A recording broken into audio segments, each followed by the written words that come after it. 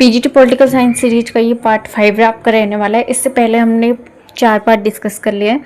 तो ये जो आपकी पीवाई की सीरीज चल रही है, ये आपके लेक्चरर एग्ज़ाम के लिए और आपका टीजीटी पीजीटी जो भी जहाँ पे भी आपका पॉलिटिकल साइंस पूछा जाता है, मोस्ट इम्पोर्टेंट आपका रहने वाला है। यहाँ पे सेलेक्टेड क्वेश्चन है।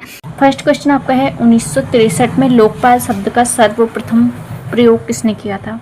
तो इसका राइट आंसर आपका बताना है, कमेंट करना है। ऑप्शन ए है आपका चौधरी चरण सिंह, बी है मोरारजी देसाई, सी है ज्योति बसु और डी है एल.एम. सिंघवी। तो राइट आंसर यहाँ पर आपका हो जाएगा option number D, LM. Singhvi ने इनका सबसे पहले प्रयोग किया था। इनके द्वारा ही सबसे पहले लोकपाल शब्द का प्रयोग कब किया गया था, ये भी आपको याद रखना है, 1963 में। 1963 में सबसे पहले लोकपाल शब्द का प्रयोग किसने किया था? तो एल.एम. सिंघवी जी ने किया था। अब हम बात करते हैं कि लोकपाल है क्या। देखो, दो कॉन्सेप्ट हमारे इससे जुड़े हुए हैं। एक है हमारा लोकपाल, दूसरा है लोकायुक्त। ठीक है, लोकपाल का संबंध हमारे केंद्र से है और लोकायुक्त का संबंध राज्य से है। अब बात करें कि किससे जुड़े हुए हैं। ये जुड़े हुए हैं हमारी राजनीति में, मतलब जो भी हमारे देश में प्रशासन चल रहा है उसमें पारदर्शिता लाने के लिए और भ्रष्टाचार कम करने के लिए।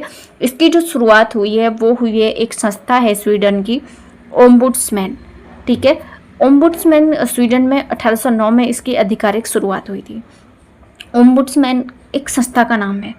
भारत में जो संवैधानिक ओम्बुड्समैन का विचार आया था वो 1960 के दशक में आया था। कब आया था? 1960 के दशक में। और इसकी शुरुआत जो की थी कानून मंत्री अशोक कुमार ने की थी, जो कि संसद में प्रस्तुत किया था।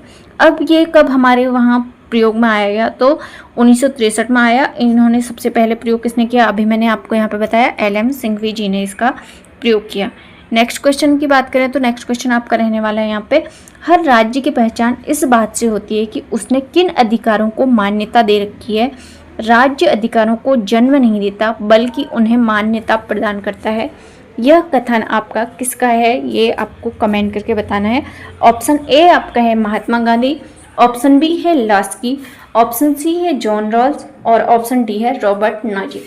तो इसका जो आपका राइट आंसर होने वाला है ऑप्शन बी, लास्की। ठीक है, ये कथन आपका लास्की का है, जो कि आपको पता है कि लास्की हमारे 2-3 चीज़ों को लेकर, अधिकारों को लेकर बहुत उन्होंने उसका आगे को किया कि यह अधिकार मिलने चाहिए व्यक्ति को, ये अधिकार उसके होने चाहिए। तो यहाँ पे राइट आंसर ऑप्शन डी आपका हो जाएगा। नेक्स्ट क्वेश्चन हमारा है, शक्ति के संदर्भ में किया जाने वाला राजनीतिक कार्य राजनीति है। किसके संदर्भ में? पावर के संबंध में। तो पावर से हमारे जैसे मार्गेंथाउ है, मार्गेंथाउ का संबंध पावर से है, और भी बहुत सारे विचारक हैं जो पावर से संबंधित है। यहाँ पे ऑप्शन आपको दे रखा है सेबाइन, गार्नर, लासवेल और बार्कर। गार्नर का भी संबंध आपका पॉलिटिकल साइंस से है। इनकी एक पुस्तक आती है आपकी पॉलिटिकल साइंस एंड गवर्नमेंट, महत्वपूर्ण पुस्तक है। गार्नर ने कहा कि एक इनका प्रसिद्ध कथन होता है कि जो इसमें बताते हैं ये कि किस प्रकार से राज्य की राज्य व्यवस्था चलती है, किस प्रकार से राज्य क्या है, राज्य के तत्व क्या क्या हैं, ये सब गार्नर ने बताया हुआ है। तो ये भी गार्नर जो है मोस्ट इम्पोर्टेंट है। लासवेल आपका इसका राइट आंसर हो जाएगा ऑप्शन सी। ठीक है, इनका विज्ञान का, राजनीति विज्ञान जो है अध्ययन का वह क्षेत्र है जो प्रमुख रूप से किससे संबंधित है? शक्ति से। शक्ति में प्रमुख शक्ति क्या होती है? व्यक्तियों में परस्पर और राज्य के मध्य शक्ति, राज्यों में परस्पर शक्ति। ये सब किसने कहा? लासवेल ने। तो राइट आंसर यहाँ पे इसका हो जाएगा लासवेल। कभी भी ऐसा आपका एक बार क्वेश्चन में ऑप्शन लासवेल आए और शक्ति से संबंधित क्वेश्चन पूछा जाए तो उसमें आपको बताना है। नेक्स्ट क्वेश्चन है आपका, भारत की संसद मंत्रिपरिषदों के कार्यों पर इनके माध्यम से नियंत्रण रखती है। तो हमारी जो संसद है वो किस माध्यम से आपका नियंत्रण रखती है? किस पर? मंत्रियों पर। तो फर्स्ट आपका दिया हुआ है स्थगन प्रस्ताव, सेकंड दिया हुआ है क्वेश्चन आवर यानी कि प्रश्नकाल, और थर्ड आपका है पूरक प्रश्न। तो यहाँ पे जो राइट आंसर इसका हो जाएगा 1, 2, 3 तीनों राइट आंसर हो जाएगा, जो कि हमारा ऑप्शन नंबर डी में है। तो भारत की संसद जो है वो निम्न अलग अलग प्रस्तावों द्वारा मंत्रियों पर नियंत्रण रखती है, क्योंकि इसके द्वारा यहाँ पे जो आपका प्रश्नकाल है ये आपका होता है जहाँ पे कि हम सवाल कर सकते हैं, अपने सवालों को संसद में रख सकते हैं। तो हर चीज़ के लिए संसद में निश्चित है कि कब क्या होगा। तो जो स्थगन प्रस्ताव है उसकी बात करें तो उसमें सार्वजनिक हित के अत्यावश्यक मामले पर सदन का ध्यान आकर्षित किया जाता है और इसको प्रस्तुत करने के लिए पहले इसको क्या किया जाता है, एक्सेप्ट किया जाता है। ये पारित करने की बात नहीं कर रहे हैं यहाँ पे, ये एक्सेप्ट करने के लिए 50 सदस्यों का होना, समर्थन होना आवश्यक है। प्रश्नकाल एक संसदीय प्रश्न है, इसमें संसद की पहली बैठक का पहला घंटा प्रश्नकाल के लिए रखा जाता है। इस अवधि में सांसद प्रश्न पूछते हैं और आमतौर पर मंत्रीगण उत्तर देते हैं। इसमें प्रश्न 3 प्रकार के होते हैं, तारांकित, तारांकित और अल्प सूचना नोटिस तारांकित। ठीक है, यहाँ पे आप अगर एक क्वेश्चन और यहाँ से फ्रेम आपका हो जाएगा कि प्रश्नकाल के दौरान कितने प्रकार के आपके प्रश्न हो सकते हैं, तो तारांकित, अतारांकित और अल्प सूची नोटिस, ये इसका राइट आंसर यहाँ पे होगा। 42 आपका क्वेश्चन है, निम्न उपागमों में से किस एक उपागम की 2 मुख्य प्रासंगिकताएं या कार्यवाही है। Option A व्यवहारवाद। व्यवहारवाद किससे संबंधित है ये बताइए आप। व्यवहारवाद में क्या है, उत्तर व्यवहारवाद और संप्रेषण सिद्धांत जिसको कि हम कम्युनिकेशन थ्योरी कहते हैं, और डिसीजन मेकिंग थ्योरी यानी कि निर्णय निर्माण सिद्धांत। अगर आपने निर्णय निर्माण सिद्धांत पढ़ा होगा तो आपने देखा होगा कि निर्णय निर्माण सिद्धांत हर व्यक्ति ने अलग अलग, जैसे डेविड स्टन का अलग है और अमन पावेल का अलग है, बहुत सारे लोगों का अलग अलग निर्णय निर्माण इनपुट आउटपुट मॉडल दिया हुआ है। इसका राइट आंसर आपका हो जाएगा ऑप्शन बी, पोस्ट बिहेवियरलिज्म यानी कि उत्तर व्यवहारवाद। व्यवहारवाद का ही अगला चरण को क्या कहलाया हमारा, उत्तर व्यवहारवाद। इसमें एक सुधार आंदोलन था और इसमें एक नवीन दिशा दी गई थी, किसको, व्यवहारवादी आंदोलन को। इसका संबंध आपका है प्रासंगिकता और कार्यवाही से यानी कि रिविलेंस एंड एक्शन से। यह व्यवहार वैज्ञानिकों से समाज तथा राज्य व्यवस्था की तत्कालीन समस्याओं, संकेतों और चुनौतियों का अध्ययन करने के लिए और उनका निदान ढूंढता है। ठीक है, तो इसका संबंध आपका किससे है, ऑप्शन बी इसका राइट आंसर हो जाएगा, उत्तर व्यवहारवाद। 43 की यहाँ पे हम बात करेंगे। 43 क्वेश्चन आपका जो है, प्रकृति ने मानव जाति को 2 स्वामियों सुख और दुख के अधीनता में रखा है। तो ये कथन किसका है, देखो अब भी इससे पहले वाली वीडियो में मैंने आपको बताया था, अरस्तु के बारे में बताया है, महात्मा गांधी के बारे में बताया और मार्क्स के बारे में बताया है। अगर आपको इन सब की पुस्तकें भी याद रखनी तो उसके लिए भी 1 शॉट वीडियो चल रही है, तो आप उसको देख सकते हैं। ऑप्शन ए अरस्तु है, ऑप्शन बी आपका महात्मा गांधी है और ऑप्शन सी आपका Bentham, option D Karl Marx. तो आपको पता है जो बेंथम जो है वो उपयोगितावादी हैं, ये सुख और दुख की गणना से संबंधित है। यहाँ पे इसका राइट आंसर आपका हो जाएगा ऑप्शन सी। बेंथम ने यहाँ पे बताया कि प्रकृति ने मानव को सुख दुख नामक 2 प्रभुत्वपूर्ण स्वामियों के शासन में रखा है। हमें क्या करना चाहिए या हम क्या करें यह केवल वे ही निश्चित कर सकते हैं। एक मनुष्य अपने शब्दों द्वारा उनके शासन से बचने का दिखावा भले ही करे, किंतु वास्तव में वह सदैव उनके ही अधीन रहेगा। ठीक है, बेंथम का उपयोगितावाद का प्रवर्तक माना जाता है, ये भी आपको पता है, ये बता दिया था पहले ही। इनकी महत्वपूर्ण पुस्तकें हैं जो आपको याद रखनी है, एग्जाम में आ सकती हैं।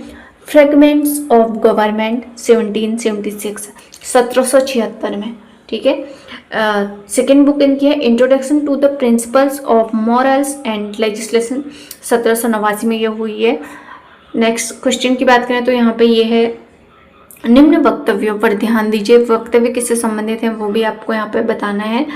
तो एक है आपका भारत संघ की कार्यपालिका शक्तियाँ जो है प्रधानमंत्री में निहित है, बिल्कुल निहित है। और 2 है आपका प्रधानमंत्री सिविल सेवा बोर्ड का पदेन अध्यक्ष होता है। तो यहाँ पे क्या हो जाएगा, दोनों आपका बिल्कुल सही है, तो ऑप्शन सी आपका राइट आंसर इसका हो जाएगा। इसका एक्सप्लेनेशन हम यहाँ पे देखेंगे कि कैसे ये सही है। तो आर्टिकल 53 जो है वो संघ की कार्यपालिका का उल्लेख करता है, जिसमें जो कि आपको पता है किससे संबंधित है, जिसके तहत संघ की कार्यपालिका शक्ति जो होती है राष्ट्रपति में निहित होती है और इसका प्रयोग जो होता है वह अपने अधीनस्थों द्वारा कराता है। तो अधीनस्थ कौन है यहाँ पे,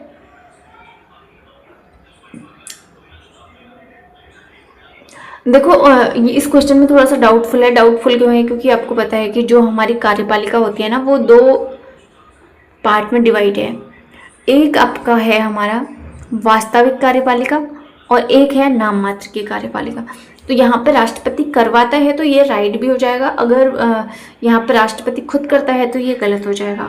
तो भारत का सर्वोच्च सिविल अधिकारी जो होता है वो कैबिनेट सचिव होता है, ये सेकेंड ऑप्शन आपका गलत हो जाएगा। इस तरीके से आपका जो राइट आंसर है ऑप्शन बी हो जाएगा। ठीक है, नेक्स्ट क्वेश्चन चलें तो हम, ये आपका है पूना समझौते पर हस्ताक्षरकर्ता कौन है। मोस्ट इंपोर्टेंट क्वेश्चन आपका है। Option A Gandhi, option D Gandhi और ऑप्शन ए गांधी और जिन्ना, ऑप्शन बी गांधी और अंबेडकर, ऑप्शन सी आपका अंबेडकर और नेहरू, ऑप्शन डी जिन्ना नेहरू। तो राइट आंसर आपको सभी को पता होगा कि महात्मा गांधी और अंबेडकर इससे संबंधित है। आपने देखा है इससे पहले वाली वीडियो में कि महात्मा गांधी और जो अंबेडकर हमारे हैं उन दोनों में बहुत सारे मतभेद हैं। वो इसको लेकर कि जो हमारा हिंदू है, जो हमारे हिंदू धर्म है जिसमें ये वर्ण व्यवस्था है, तो उसके संबंध में इनमें मतभेद था। और इन अंबेडकर द्वारा कहा जाता है कि महात्मा गांधी ने जो भी आपके धार्मिक सुधार आंदोलन चलाए या वर्ण व्यवस्था से संबंधित इन्होंने छोटी छोटी मुहिम चलाई थी, तो वो सिर्फ एक दिखावा था, इनका साफ कथन था। तो पूना समझौता हमारा 24 सितंबर 1932 को हुआ था। हिंदू और नेताओं के प्रयत्न से स्वर्ण हिंदुओं तथा दलितों के मध्य एक समझौता था ये। ठीक है, किसके बीच हुआ था? महात्मा गांधी और डॉक्टर अंबेडकर। इसमें दलित वर्ग के लिए पृथक निर्वाचन मंडल को समाप्त कर दिया गया, जैसे कि आपको पता है कि इसमें पृथक निर्वाचन मंडल की बात हुई थी। और व्यवस्थापिका में सभा में अछूतों के स्थान हिंदू वर्ग के अंतर्गत ही सुरक्षित रखे गए थे। यानी कि जो हमारे अछूत वर्ग हैं, अभी आपको पता है कि अछूत वर्ग से संबंधित कौन सा है, आर्टिकल 70, अस्पृश्यता का अंत उसमें बताया गया है। तो इसमें उसके बारे में बात की गई है। और प्रांतीय विधानमंडलों में दलित वर्गों के लिए 147 सीटें आवंटित की गई थी, जबकि सांप्रदायिक पंचायत में उसको 71 सीटें। तो एक क्वेश्चन आपके लिए और यहाँ पे, सांप्रदायिक पंचायत किसे कहते हैं, सांप्रदायिक पंचायत क्या है, ये आपने बताना है यहाँ पे। 46 की बात करें तो भारत की संप्रभुता, एकता और अखंडता को धारित और रक्षित करना यह प्रावधान है। कहाँ पे है? ऑप्शन ए संविधान की प्रस्तावना में, ऑप्शन बी आपका है डीपीएसपी यानी कि नीति निर्देशक, तो ऑप्शन सी आपका है मूल अधिकारों में, ऑप्शन डी है मूल कर्तव्यों में। तो राइट आंसर आपका हो जाएगा ऑप्शन बी, ऑप्शन ए संविधान की प्रस्तावना में। तो संविधान की प्रस्तावना में भी ये वर्णित है आपका, लेकिन जो मूल रूप से यहाँ पे वर्णन है, देखो इसमें आपका भारत की संप्रभुता, एकता और अखंडता दिया गया है, लेकिन जो आपका मौलिक कर्तव्य है उसकी जो सिफारिश हुई थी स्वर्ण सिंह समिति 42वें संविधान संशोधन 1976 द्वारा, तो उसके तहत इसमें बताया गया था। ठीक है, नेक्स्ट क्वेश्चन आपका जो है, भारतीय संविधान में 263 का संबंध किससे है और अंतर्राज्यीय परिषद से है। तो इसमें किसके द्वारा इसकी स्थापना की जाती है? ऑप्शन ए राष्ट्रपति, ऑप्शन बी आपका संसद, ऑप्शन सी आपका राष्ट्रीय विकास परिषद, ऑप्शन डी नीति आयोग। तो राइट आंसर ऑप्शन ए हो जाएगा, राष्ट्रपति द्वारा इसकी स्थापना की जाती है। निम्नांकित में से कौन सी डॉक्टर अंबेडकर की रचनाएं हैं? ये क्वेश्चन आपके लिए है। Analysis of the caste, A Thought on Pakistan, Ranade, Gandhi and Jinnah, the Buddha and his Dhamma. First question आपके लिए ये है कि अंबेडकर की पहली पुस्तक कौन सी है, और आपके लिए सेकंड क्वेश्चन है कि द बुद्धा एंड हिज धम्मा कब लिखी गई और इसका संबंध किससे है। अगर आपने अभी हमारी बुक्स वाले शॉर्ट्स नहीं देखा है तो आप देख सकते हैं, वहाँ पे मैंने अंबेडकर की सारी बुक्स डिस्कस कर दी हैं।